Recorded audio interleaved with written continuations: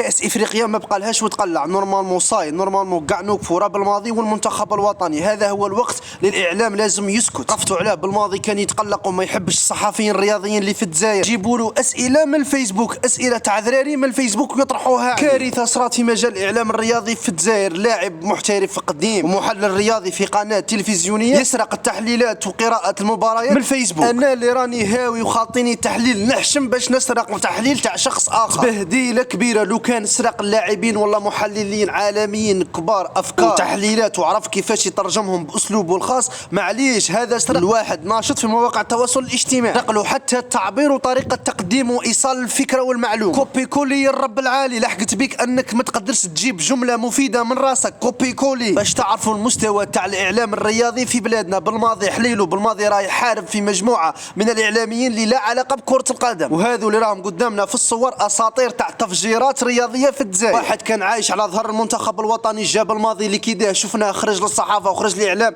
ويسب ويشتم في بالماضي. واحد حياته كامله سجل هدف واحد مع المنتخب الوطني ولعب 3 ماتشات، شفناه ميت بالغيره من المحترفين. واحد عقون جمله مفيده ما يعرفش يركبها ويطيح ويسب ويشتم اصحابه في البلاطو. واحد يحب الريال اكثر من والديه. واحد جماهير كاع شافت فيه شوفه تاع امل، شوفه تاع محلل رياضي في المستوى في القنوات التلفزيونيه، وفي الاخر ظهر باللي سرق تاع افكار وتحليلات من الفيسبوك. باقي الناس اللي راهي موجوده وفي البلاطوهات وراهم يحلوا خدمتهم الانتقاد. المهم بالماضي ما يصلحش، شفناهم ما كانش اللي يقدر يمد معلومه ولا فكره ولا حاجه مليحه على المنتخب الوطني يفيدنا ويفيد بها المنتخب الوطني من غير الانتقاد. المهم بالماضي ما يصلحش. يا هذوك الناس راني حاب متمني نشوفكم تجيبوا مقابله تاع منتخب وطني وتحلوها بطريقه احترافيه. يا خويا عنده البيان سبور، عنده قنوات الخليجيه، عنده قنوات الاوروبيه، ولا فيكم تشراك الفنبر. اقسم بالله يا مستوى التحليل اللي راه في التيك توك وفي الفيسبوك في مواقع التواصل الاجتماعي خير ب1000 خطره من مستوى التحليل رانا نشوفوه في البلاطوهات. الحاجه الوحيده اللي شفناها فيكم في البلاطوهات هي الغيره والحسد والسابوتاج.